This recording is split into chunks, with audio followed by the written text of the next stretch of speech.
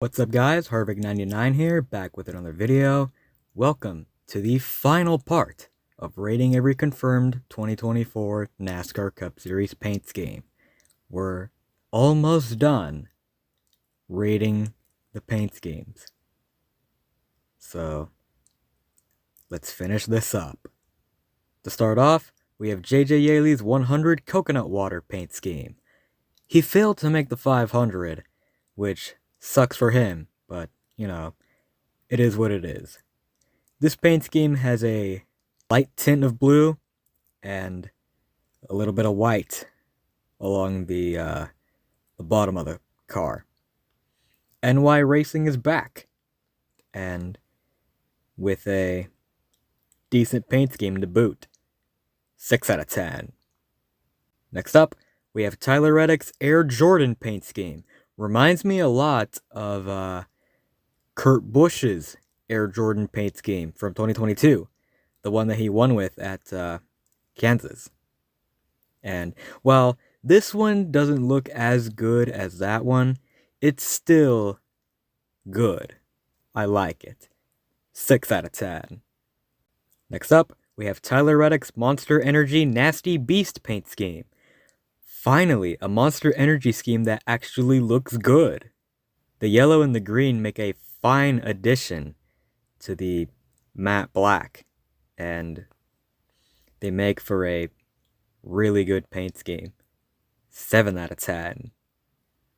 Next up, we have Ricky Stenhouse Jr.'s Cheerios paint scheme. I give JTG Doherty Racing a lot of flack for their paint schemes, but this one's not all that bad. The logo placement on the hood really bothers me, but I'll put that aside. The little Cheerios on the side of the car are a nice addition. What would have made this paint scheme better is if they had them on the entire car, not just the sides. This paint scheme is fine. It's not good, it's not bad. 5 out of 10. Next up, we have Ricky Stenhouse Jr.'s Cottonelle paint scheme.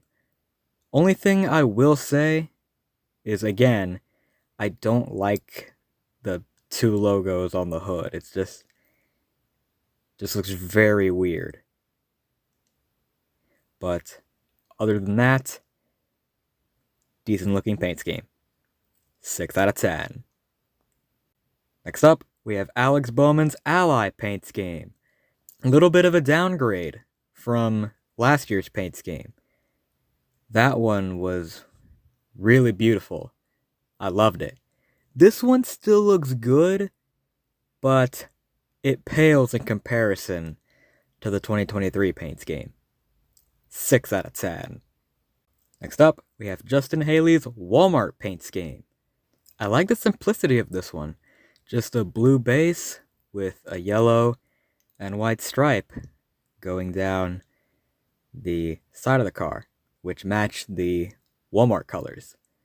Simple design and a good paint scheme. 6 out of 10. Next up, we have Justin Haley's Fraternal Order of Eagles paint scheme. A far cry from the FOE paint schemes he used to drive, which were black and yellow. This is mostly black with white on the bottom and a red stripe over top of it. Kind of reminds me of another paint scheme they used to run. Can't quite put my finger on it. Anyway, yeah, simple design, again, decent scheme. 6 out of 10. Next up, we have Anthony Alfredo's Death Wish Coffee paint scheme. Again, simple paint scheme, and I really like it. Black base with, I guess, a red lightning bolt going down the side. Looks very simple, but it looks very badass. I like it a lot. 7 out of 10. Next up, we have Zane Smith's Focused Health paint scheme. White and blue with orange highlights. I kind of wish there could be more orange on this paint scheme, because, you know, orange is my favorite color. Highlights just don't do it for me.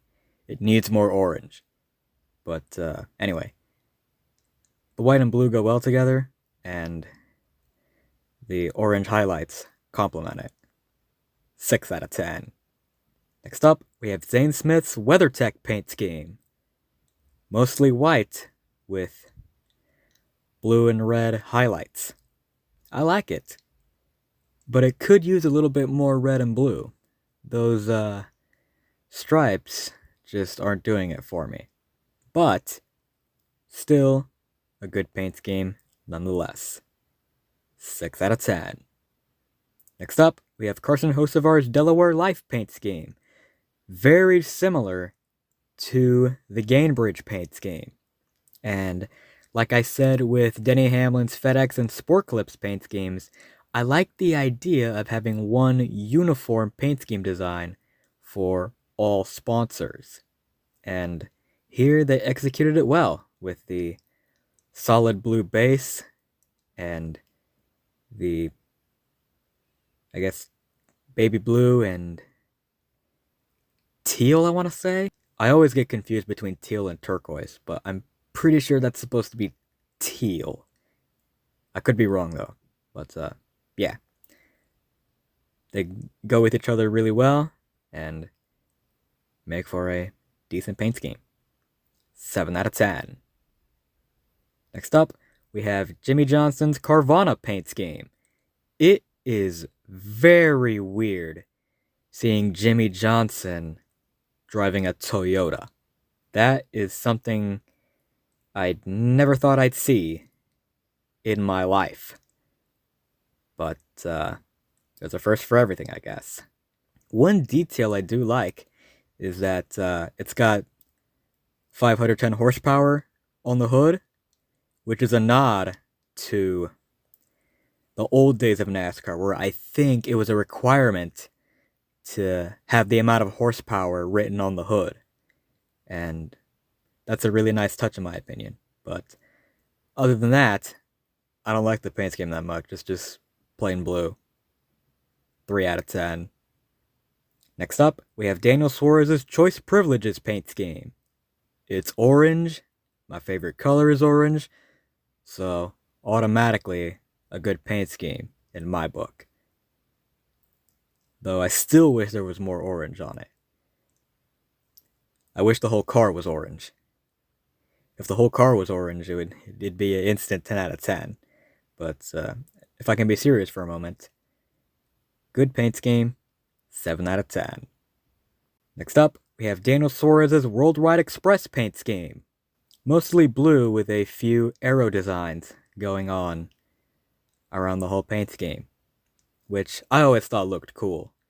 The Worldwide Express paint schemes always look good, and here it's no different. 6 out of 10.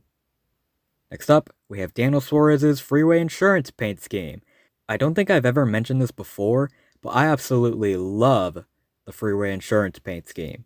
The white, the blue, and the green go really well together, and they make for a great paint scheme. I love it. 8 out of 10. To finish off this video, we'll be looking at the 4 paint schemes that Hendrick Motorsports will be running at Martinsville to celebrate their 40th anniversary. In essence, they're just their regular primary schemes, but with a ruby base color, since that's the color for a 40th anniversary. They call it a ruby anniversary. Yeah. So first up is Kyle Larson's paint scheme, which is just his regular HendrickCars.com scheme, but with a ruby base instead of a blue base. Doesn't look as good as his primary. I don't like it that much. 4 out of 10.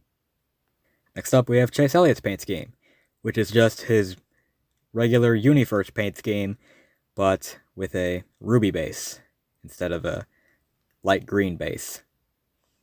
Honestly, it looks better than his regular UniFirst paint scheme. I kind of like it. 6 out of 10. Next up, we have William Byron's paint scheme, which is just his regular Axalta paint scheme, plus the black box with a ruby base instead of a white base. And I know I said that the black box looked bad on the regular scheme, but here it actually kind of blends in well. I don't mind the black box being there. And honestly, this paint scheme looks better than the regular scheme. I wish this could be the primary instead of the white one. 7 out of 10. And for our final paint scheme, we have Alex Bowman's paint scheme, which is just his regular Ally primary, but ruby. And yeah, I don't like it all that much. His primary scheme looks better than this. 3 out of 10. And with that, every confirmed 2024 NASCAR Cup Series paint scheme has been given its proper rating. What do you think? Do you think some of these should have been rated higher? Do you think some should have been rated lower? How would you rate these paint schemes? Let me know in the comments below. If you want to see more of me, be sure to follow all my socials, like my Twitter, my Instagram, my Threads, and join my Discord server. Links to all those are in the description down below. Leave a like on the video, and subscribe to my channel for more motorsports content. Thank you all so much for watching. That's it for me. Peace.